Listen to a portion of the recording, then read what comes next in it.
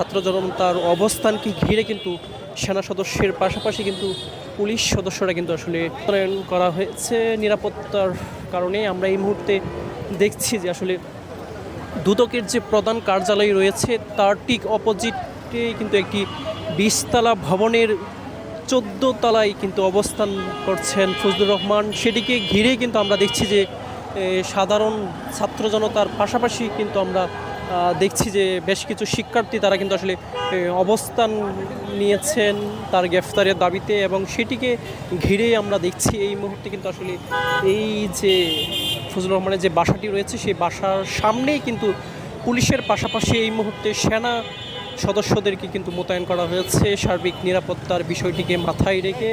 আমরা দেখছি এর পাশেই কিন্তু আসলে যে সাধারণ শিক্ষার্থীরা তারা কিন্তু অবস্থান নিয়েছেন। আমরা দেখছি গতকাল রাত থেকেই কিন্তু তারা বিভিন্ন স্লোগান দিচ্ছেন যে অবিলম্বে ফজলুর রহমানকে